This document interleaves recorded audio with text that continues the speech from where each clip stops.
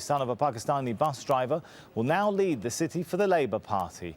His victory came despite his Conservative rival, Zac Goldsmith, running what many regarded as a negative campaign focusing on Khan's Muslim background. Barnaby Phillips reports.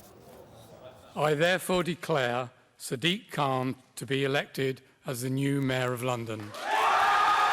A big victory at the end of a bitter campaign. Sadiq Khan of the Labour Party, the son of a Pakistani bus driver, is the new Mayor of London. Mr. Khan was accused of being too close to Muslim extremists. The people of London decided otherwise. Thank you, London. London is the greatest city in the world. I'm so proud of our city. And a painful defeat for the Conservative Zac Goldsmith, the man who made those accusations against Mr. Khan. I'm disappointed, of course, by the result, that I won't be able to deliver a manifesto that I'm really proud of. London is one of the most diverse cities in the world, one that prides itself on tolerance. Sadiq Khan's religion was no barrier to his election. Okay, his father came from somewhere else.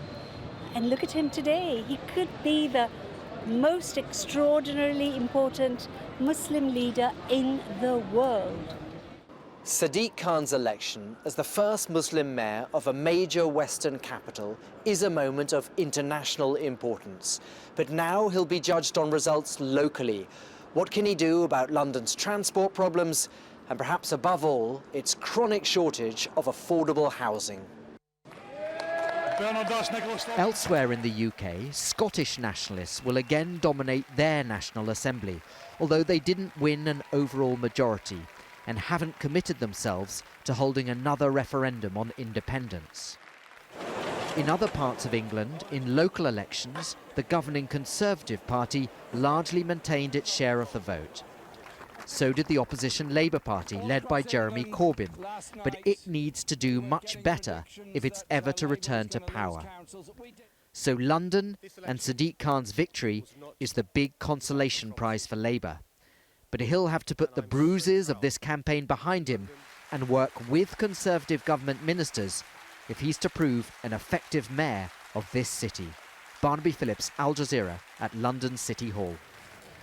Well, joining me now is Afshin Shahi, a lecturer at the University of Bradford and director of the Centre for the Study of Political Islam. Joins me now from Leeds. Good to have you with us. This is a hugely important moment, isn't it? I mean, like the commentator there said, the first Muslim mayor of any major Western city. Yes, I mean, this is fascinating in every sense of the term. The current climate, I mean, is a very specific climate, which is obviously is not very friendly towards Muslim politicians. At the moment, we see the rise of Islamophobia, which is rising very fast in Western Europe and in Britain. Only 2 months ago, a frontrunner for the Republican Party in the United States, Donald Trump, went as far as asserting that he's going to ban Muslims entering the United States. And only 2 months after that, we see the first Muslim mayor getting elected to kind of become the mayor of the most important city in Europe. So without any doubt, I mean, this is a very interesting and fascinating development. But at the same time, just in the same way that the world media has been kind of preoccupied primarily about the religion of Sadiq Khan, we need to pay some attention to kind of the local political context to have a better insight about last night's development.